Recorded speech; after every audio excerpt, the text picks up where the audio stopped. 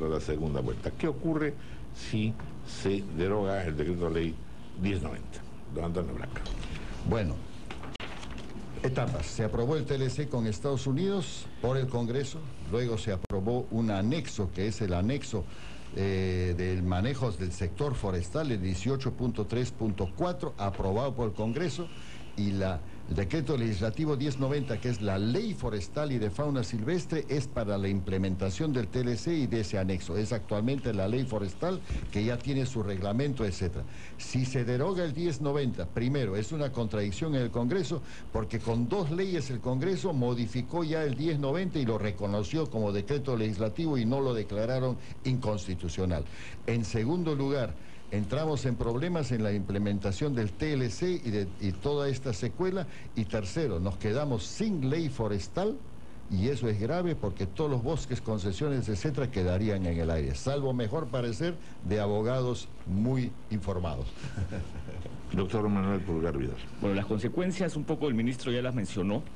La primera es un limbo jurídico, ¿no? ¿Bajo qué reglas trataríamos la materia forestal? Y es interesante que un proyecto de ley de un grupo de congresistas del 3225-2008 dice que hay que derogar el 1090, pero no volver tampoco a la 27308, que fue la ley del 2000. Entonces uno dice, ok, ¿bajo qué norma vamos a regir al sector forestal? La segunda consecuencia es que si acogemos esta interpretación de que el decreto legislativo 1090 es inconstitucional por un tema de que debía ser ley orgánica, entonces la consecuencia práctica tendría que ser que luego hay que derogar la ley de sistema de recursos hídricos, la ley minera, la ley pesquera y todas ellas, porque ninguna de esas es ordinaria.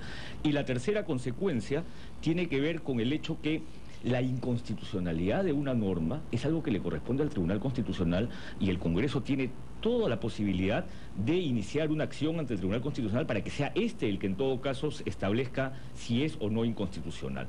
Y lo que yo creo en todo caso es que si nuevamente, y esto lo he señalado más de una vez, hay algún artículo que puede tener algún elemento que se considere que es contrario al derecho indígena, hay que modificarlo. Esa es una tarea propia del Congreso. La tarea legislativa es la tarea del Congreso y no el facilismo de decir esta norma es inconstitucional y vaya y deróguese. Guillermo Reaño. Bueno, ganar la confianza del pueblo indígena también parte porque el pueblo indígena conozca del marco legal que se está discutiendo, y creo que hay demasiada ignorancia, y es un problema de cúpulas y es un problema de Parlamento Nacional. Me parece importante iniciar una cruzada nacional, y el doctor Black tiene en ese diseño un papel importante de decirle a la gente que vive en Lima, en las ciudades y en la Amazonía, de qué se trata el problema. En estas entrevistas que hemos hecho nosotros en Viajeros en la Selva, y le preguntamos a la gente por qué están en huelga, no saben qué decir y dicen cualquier cosa.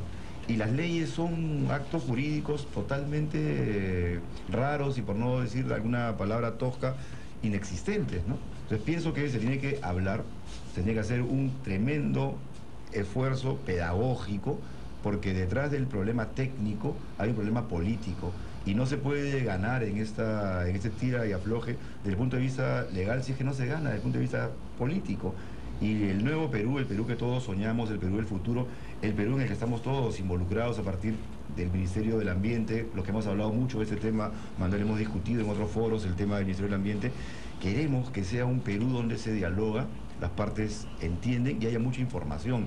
Es un tema de ciudadanía, no de ciudadanía ambiental, sino de ciudadanía. Entonces pienso que se hable en el Parlamento, que los técnicos hagan el esfuerzo por discutir el tema de manera abierta y ponderada, pero que también en otro nivel se haga incidencia, y que los pueblos indígenas y las opiniones públicas, tantas como hay en el Perú, entiendan de qué se trata el problema, ¿no? Bien, el otro tema es pues la política nacional del ambiente, trabajo que ha sido medular y es, digamos, el basamento para la existencia de este ministerio, se ha dado ya a conocer. Cuéntenos un poco qué es lo que se pretende con ello. Es claro que se trata justamente de asumir que todo el país asuma esta política, pero al mismo tiempo cuáles son, en fin, sus directrices, a cómo van a encaminarse. Antonio. La Constitución vigente del año 93 manda, no sé si es el artículo 67 o el 68, ¿no?, que el Estado establece la política nacional del ambiente. Y han pasado pues 16 años y no se hizo. Se hizo varias propuestas que nunca prosperaron. Entonces el Ministerio del Ambiente, que se inició en mayo del año pasado, en un trabajo de 8 meses comenzó a trabajar la política del ambiente. Estuvo colgada meses en la página web, se hicieron reuniones, talleres en gobiernos regionales, locales, etcétera, y con todos los sectores públicos, con la cooperación internacional, etcétera. Fue un proceso largo, muy eficiente, etcétera, y por fin el miércoles antepasado en el Consejo de Ministros se aprobó la Política Nacional del Ambiente, que hoy día salió el decreto supremo, pero no han publicado en el peruano la política, lo cual me resiente un poco. Lo vamos a publicar la próxima semana.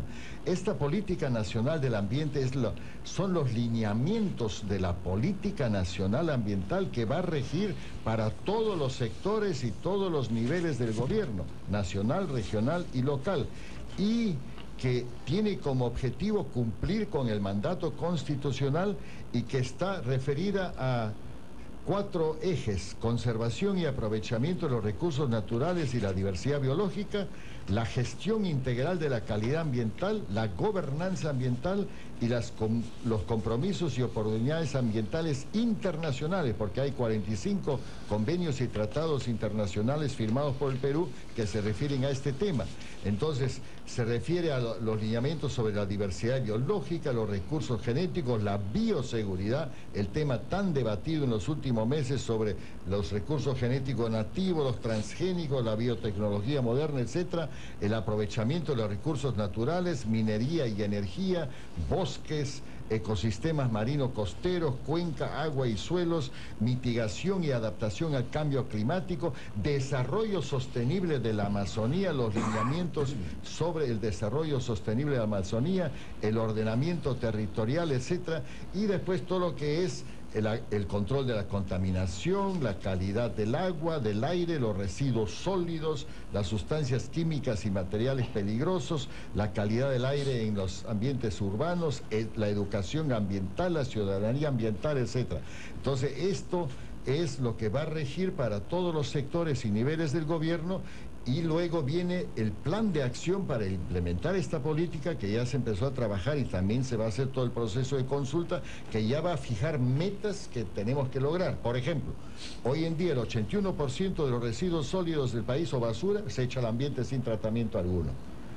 ¿En cuánto tiempo vamos a llegar a que todo sea tratado? El 75% de las aguas servidas del Perú va al río, mar, lago más cercano, sin tratamiento alguno, enorme contaminación. ¿En cuánto tiempo vamos a llegar a tratar el 100%? Chile, por ejemplo, ha puesto su meta el 2010 de tratar el 100% de sus aguas servidas.